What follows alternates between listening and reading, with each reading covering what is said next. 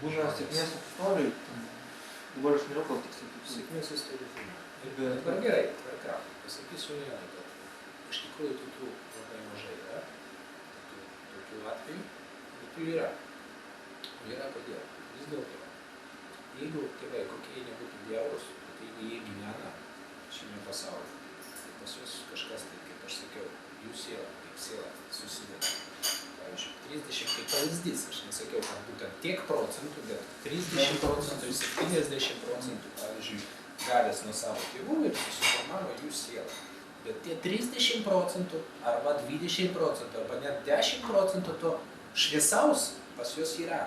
Taip, 80-90 procentų jų spaudžia, jie ten geria, jie kažkokie blogiukai yra ir panašiai, bet tie 10 procentų lieka viduje pas vieną tėvą ir pas kitą tėvą.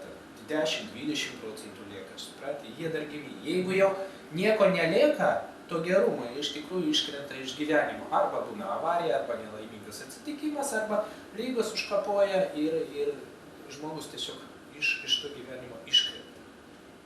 Bet jeigu jie gyvi, jeigu jie gyvena, vadinasi kažkiek tai, o tuo metu, kaip jie pagimdo tą vaiką, jie gyvena, aišku. Ne? Ir tuo metu, taip būna. Dažnai ir mano pastebėjimai yra, kad gimsta, pavyzdžiui, du vaikai šeimoje, ne? Vienas kaip yra geresnis, kitas yra visada blogesnis. Kažkodėl tai, kokiu būdu tai vyksta, aš nežinau, bet kažkodėl tai vienas perima blogesnius bruožus savo tėvų, kitas perima geresnius bruožus savo tėvų. Ir tas, kuris paėmė, perduoda, kaip ten, ar vėl tai vyksta, aišku, energetiškai, ar bet tai yra Dievo valia, kaip sakoma, yra, ar tai yra kažkokia tai meilė tam vaikui, kaip jis gimė ir tėvai perdavė tos visus geresnius savo bruožus tam vaikui, ir jis neša pas jų viduje tie geresni bruožiai, tie 10-30 procentų, kur gavo jis nuo savo tėvų, ir jis dėl to yra šviesesnis, geresnis, jam geriau sekasi tame gyvenime, suprantate? O kitas būna taip, kad jis paėmė visą blogybę iš tų tėvų, perduotas yra visa blogybė, ir jam visiškai nesisekė, jis blogiukas yra, tėvai jo nekenčia dar daugiau, jis dar blogesnis darosi ir panašiai. Sakoma ir rašoma yra daug kur, kad šeimoje yra blogas vaikas. Jis nėra blogas vaikas, jam yra suteikta per mažai meilės. Jis tokiu būdu savo blogio elgesiu, jis mokina tėvus pamilti ją. Daugiau meilės surasti savo širdise būtent tam vaikui. Nes dažniausiai, jeigu vaikas yra blogiukas, jeigu jis gerukas, geras vaikas, jį visi myli. Kuo daugiau jį myli, tuo jam geriau vėl sekasi, ne? Tas blogiukas, kuris blogiukas, jis blogiukas, jo nekenčia. Kuo daugiau jo nekenčia, kaip aš jau kalbėjau kitose, ir per seminarą, ir per tos kitus filmus, tu gali su savo meilę pakelti žmogų, arba su savo neapykantai pyktį jį prispausti. O ypač vaikai. Vaikai yra maži, vaikai yra silpni, tėvai yra stipresni. Ir jie būtent, tėvų yra reikalas, ar pakelti tą vaiką, ar jį prispausti. Tai dažniausiai būna, kaip žmonės negalvoja, gyvena, tiesiog gyvena savo, dažniausiai geras vaikas, jis gavo geresnius bruožus tų tėvų. Ir tėvam patinka, viskas gerai. Geras, jis švelnus, jis geras, jis fainas ir tėvai jį myli. Kuo daugiau jį myli, tuo daugiau jį pakilinėja, tuo geriau jam. O kitas vaikas, jis paėmė tos bruožus tėvų charakterio, pavyzdžiui, savo sielą suformavo tėvai, jo sielą suformavo tėvai būtent su tais blogais, su emocijoms kažkokiams, ne šilumos tenai daugiau, o daugiau visokių tokių neigiamų emocijų ir panašiai. Ir jis yra blogiukas. Ir jis yra blogiukas, tėvai jį nemyli. Kuo daugiau jį nemyli, tuo daugiau jis tampa blogiuku. Kuo daugiau jis tampa blogiuku, tuo daugiau tėvai jį nemyli. Ir tai yra užburtas ratas. O tėvams lieka tik tai išmokti pamilti jį. Duoti jam meilės, duoti jam šilumos, ir tada jis irgi nustoja. Bet tam, kad jie duotų šilumos tam vaikui, jie turi suvokti pas save, kad jie turi tos pačius bruožus. tos pačius brožus kaip ir pas juos turi būti pakeitimai pas tėvus. Ir tada jie galės pakelti savo vaiką. Čia, pavyzdžiui, čia realus atvejis trečiokas, kuris jau antroje klasėje kitam buvo sulaužęs koją. Jau jį buvo išmetę galbūt iš 2 mokyklų. Ir tas, ten visiškai jau geriau, mokytojai jau geriau arti savęs laikyti nuolat. Ir ten jau jisai trukdo pamokai, ten, tarkim, mokinių klasių labai mažai, žinai, privati mokykla. Tai gerai, tai vat kaip jam, kaip į tokį jį pakelt?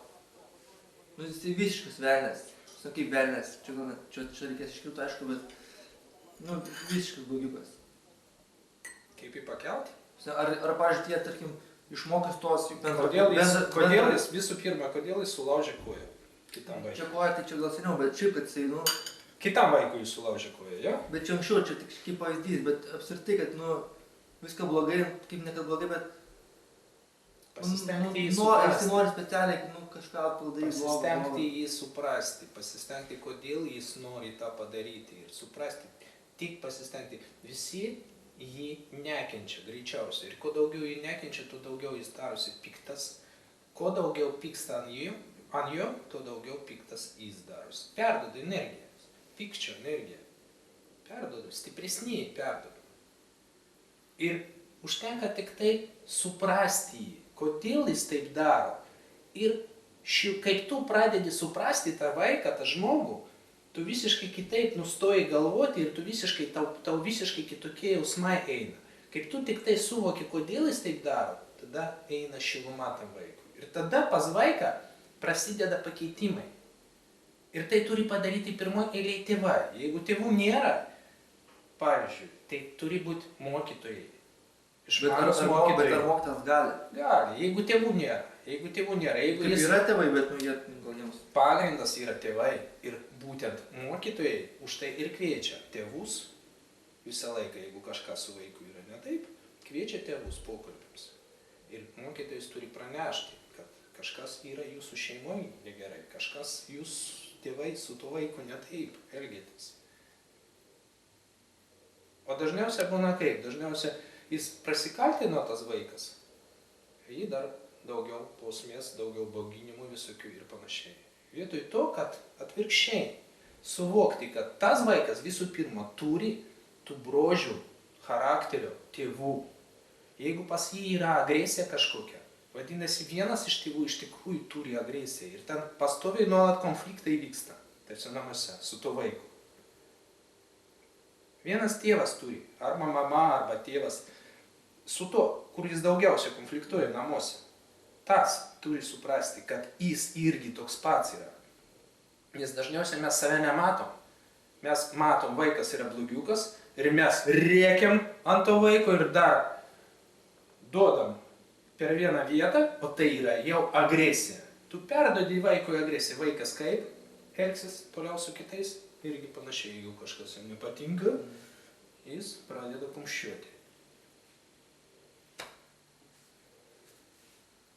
O jeigu tu pradedi kitaip su tuo vaiku elgtis, vaikas keisis ir irgi pradės kitaip elgtis su kitais. Tie blogiukai, jie iš tikrųjų nėra blogi.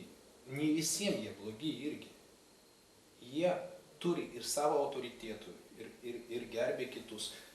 Tos, kurie su jais irgi normaliai elgėsi. Galbūt griežtai, tvirtai, bet jie nerodo nei pykčių, nerodo agresijos, nebaugina jos, nemanipuliuoja jais ir panašiai. Ir jie ne visiems yra blogi. Vat jeigu koja kažkam tai sulaužė, kaip tu sakai, jis sulaužė koją kažkam tai, ne?